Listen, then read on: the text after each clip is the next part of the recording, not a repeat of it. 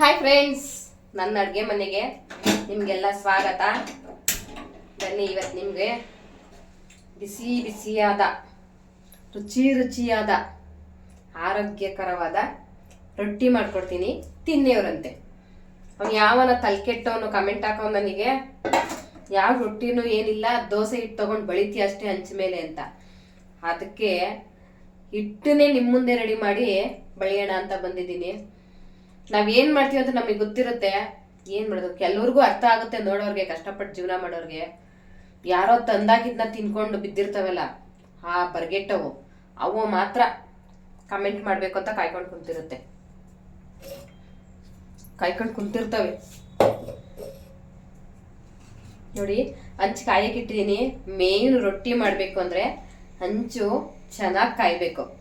ಹಂಚು ಚೆನ್ನಾಗಿ ಕಾಯಿದ್ರೆ ಫಸ್ಟ್ ದಿನ ಯಾರು ರೊಟ್ಟಿ ಕಲಿಬೇಕು ಅಂತ ಬಳಿತಾರೆ ಆವತ್ತೇ ರೊಟ್ಟಿ ಚೆನ್ನಾಗಿ ಬರುತ್ತೆ. ಇದನ್ನ ಅಕ್ಕಿ, ರೇಷನ್ ಅಕ್ಕಿ ಬೆಳಿಗ್ಗೆನೆ 2 ಅವರ್ ನೆನೆಸಿದ್ದೀನಿ. ಒಂದು 5-6 ಸಲ ತೊಳೆದು ನೆನೆಸಿದ್ದೀನಿ. ಈಗ ರುಬ್ಕೊಳ್ಳೋಣ. ಬೇರೆ ಏನಿಲ್ಲ, ಬರೀ ಅಕ್ಕಿ ಅಷ್ಟೇ. ನಿಮಗೆ ಬೇಕು ಅಂದರೆ ಏನಾದರೂ ಕಾಳುಗಳು ಆ್ಯಡ್ ಮಾಡ್ಕೋಬೋದು. ಕಾಳುಗಳು ಆ್ಯಡ್ ಮಾಡ್ಕೊಂಡ್ರೆ ರುಚಿಯಾಗೂ ಬರುತ್ತೆ, ಚೆನ್ನಾಗಿರುತ್ತೆ.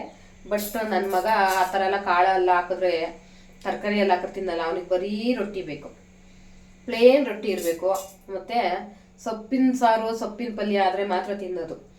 ಅದಕ್ಕೆ ಸೊಪ್ಪಿನ ಸಾರು ಮಾಡಿ ಪ್ಲೇನ್ ರೊಟ್ಟಿ ಮಾಡ್ತಾಯಿದ್ದೀನಿ. ರೊಟ್ಟಿಗೆ ನೀವು ಪ್ರತಿಯೊಂದು ಆ್ಯಡ್ ಮಾಡ್ಬೋದು. ಚಿಕನ್ ಆ್ಯಡ್ ಮಾಡ್ಬೋದು, ತರಕಾರಿ ಆ್ಯಡ್ ಮಾಡ್ಬೋದು, ಕಾಳುಗಳು ಆ್ಯಡ್ ಮಾಡ್ಬೋದು, ಮೊಟ್ಟೆ ಆ್ಯಡ್ ಮಾಡ್ಬೋದು. ಕಲಿಸ್ಬೇಕಾದ್ರೇ ತುಂಬ ಚೆನ್ನಾಗಿ ಬರುತ್ತೆ. ಗ್ರೈಂಡ್ ಮಾಡ್ಕೊಳ್ಳೋಣ, ರುಬ್ಕೊಳ್ಳೋಣ. ನೋಡಿ, ಒಂದೇ 1 ನಿಮಿಷದಲ್ಲಿ ನಿಮಗೆ ರೊಟ್ಟಿ ಕೊಟ್ಬಿಡ್ತೀನಿ ನಾನು. ಜಾಸ್ತಿ ಟೈಮೇ ಬೇಡ, 1 ನಿಮಿಷ ಪಟ್ಟಂತ ರೊಟ್ಟಿ ಕೊಟ್ಬಿಡ್ತೀನಿ. ಅನ್ನೋರ್ಗೆಲ್ಲ ತಲೆ ಕೆಡ್ಸ್ಕೊಂಡು ಏನ್ ಮಾಡ್ತಾ ಇಲ್ಲ ನಾನು. ಬಟ್ ಎದುರುಗಡೆನೆ ಮಾಡಿ ತೋರ್ಸೋಣ ಅಂತ ಅಷ್ಟೇ.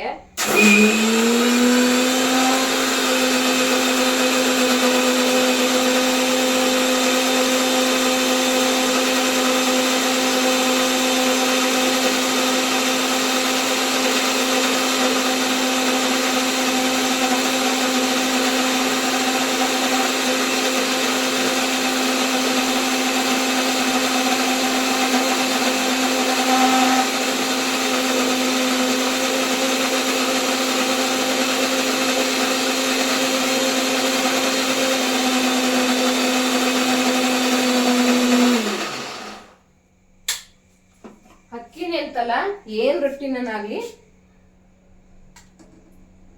ಹಿಟ್ಟು ಕರೆಕ್ಟಾಗಿ ಕಲ್ಸ್ಕೋಬೇಕು. ಎಲ್ಲ ರೊಟ್ಟಿನೂ ಮಾಡ್ತೀನಿ ನಾನು.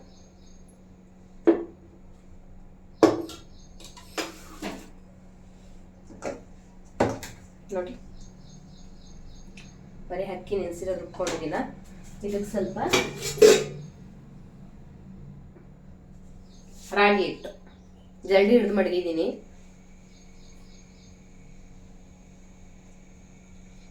ಕೆಲವರು ಅವಾಗ ಜಲ್ದಿ ಹಿಡಿತಾರೆ, ನಾನು ಹಂಗಲ್ಲ. ಒಂದು ವಾರಕ್ಕೆ ಆಗೋವಷ್ಟು ಹಾಗೆ ಜಲ್ದಿ ಹಿಡ್ಕೊಂಡಿದ್ದೀನಿ. ಇದಕ್ಕೆ ಸ್ವಲ್ಪ ಪುಡಿ ಉಪ್ಪು,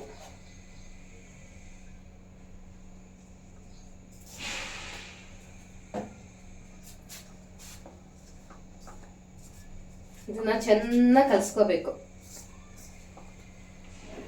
ಮೇನ್ ಹಂಚು ಕಾಯ್ಬೇಕು, ಹಿಟ್ಟು ಒಂದು ಹದವಾಗಿರ್ಬೇಕು.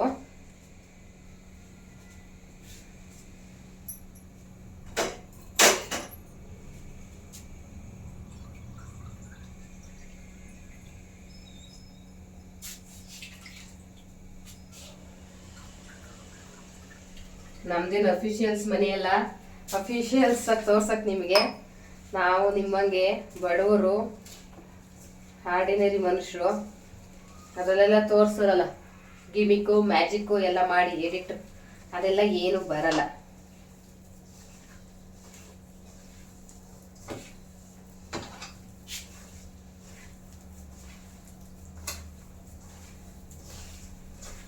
ಇದು ರೆಡಿ ಮಾಡ್ಕೊಳ್ಳೋದಷ್ಟೇ ಲೇಟ್ ಆಗ್ತಿದೆ.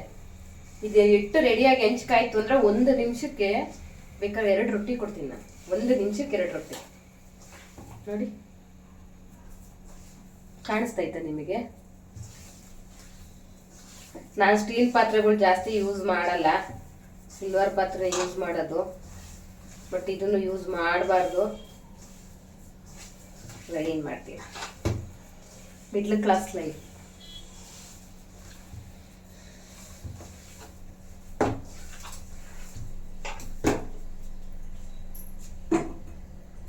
ರೆಡಿ ಆಯ್ತು, ಇನ್ನೊಂದು ನಿಮಿಷ ಅಷ್ಟೇ ತಡೀರಿ, ಆಗೋಯ್ತು. ನಿಜಲು ನೋಡಿದ್ರೇ ತಿಂದಷ್ಟು ಸಮಾಧಾನ ಆಗುತ್ತೆ.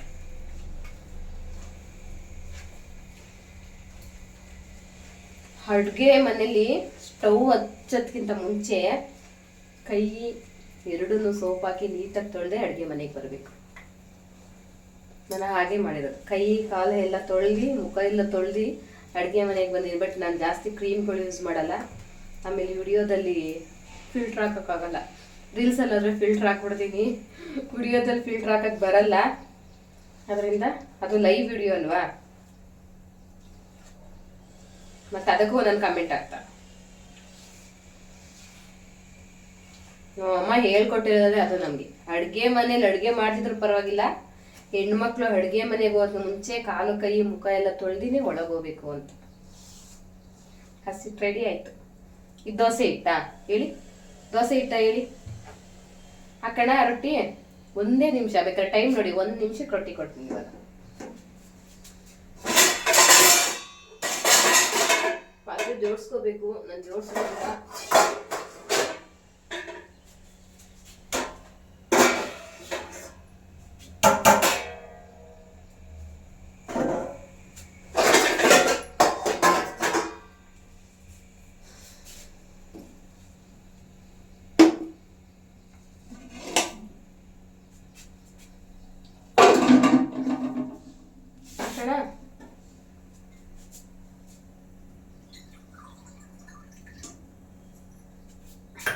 ಕಾಣಿಸ್ತಾ ಇದೆಯಾ?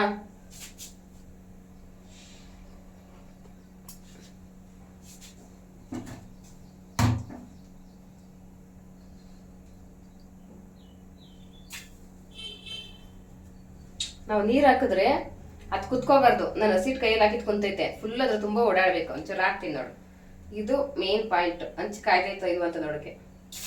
ನೋಡಿ, ಆ ಥರ ನೀರು ಓಡಾಡಬೇಕು, ಅವಾಗ ಹಂಚು ಕಾಯ್ದೈತೆ ಅಂತ. ಕಾಣಿಸ್ತೈತಲ್ಲ? ಹಾಕೋಣ.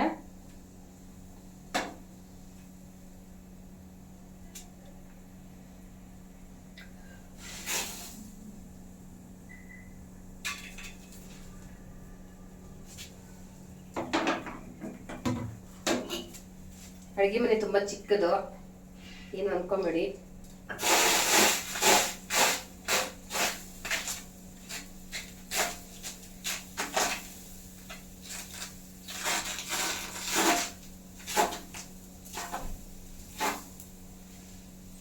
ಇದನ್ನ ಬಳಿಯೋ ರೊಟ್ಟಿ ಅಂತೀವಿ. ಕೆಲವರು ಬಳಿಯೋ ರೊಟ್ಟಿನ ನೋಡಿ ಅದ್ ರೊಟ್ಟಿನ ಹಾಗೆ ಹೀಗೆ ಅಂತಾರೆ. 1 ನಿಮಿಷ ಟೈಮ್ ಕೊಡೋಣ. ಕೈ ಆಡ್ತಾ ಇಲ್ಲ, ವಿಡಿಯೋ ಮಾಡ್ಕೊಂಡು ಮಾಡ್ತಿದ್ದಲ್ಲ, ಕೈ ಹಿಂಗ್ ನರ್ವಸ್ ಆಗ್ತೈತೆ ನನಗೆ, ಏನು ಅನ್ಕೋಬೇಡಿ.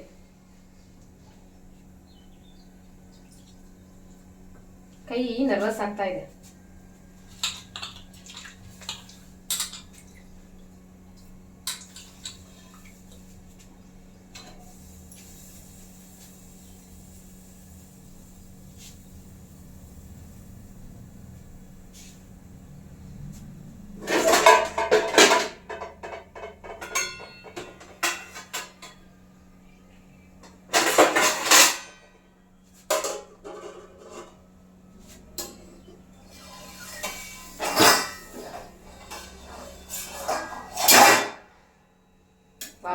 ನಾವು ತೆಗಿಯೋದು ಬೇಡ, ಅದೇ ತೆಕ್ಕೋಗ್ಬಿಟ್ಟಿದೆ ನೋಡಿ.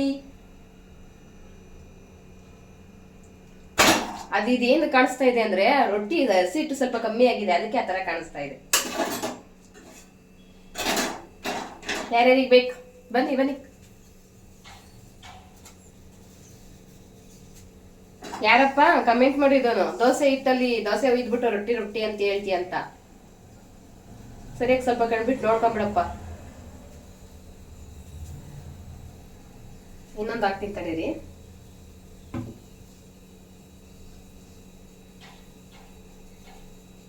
ಯಾವುದೇ ಒಂದು ಅಡುಗೆನಾಗ್ಲಿ, ಮುದ್ದೆನೇ ಆಗಲಿ, ರೊಟ್ಟಿನೇ ಆಗಲಿ, ಅನ್ನ ಒಂದು ಬೆಂದಿದೆ ಅಂತ ಗೊತ್ತಾಗ್ಬಿಡುತ್ತೆ, ಅದನ್ನ ಈ ತರ ಇದ್ ಮಾಡಿ ನೋಡಿದ್ರೆ, ಇಸ್ಕಿ ನೋಡಿದ್ರೆ. ಬಟ್ ರೊಟ್ಟಿ ಮುದ್ದೆ ಎಲ್ಲ ಇಸ್ಕಿ ನೋಡಿದ್ರೆ ಗೊತ್ತಾಗಲ್ಲ. ಸ್ವಲ್ಪ ಹೊತ್ತು ಬೇಯಿಸ್ಬೇಕು ನಾವು, ಇಲ್ಲಾಂದ್ರೆ ಅಜೀರ್ಣ ಆಗುತ್ತೆ, ಲೂಸ್ ಮೋಷನ್ ಆಗುತ್ತೆ.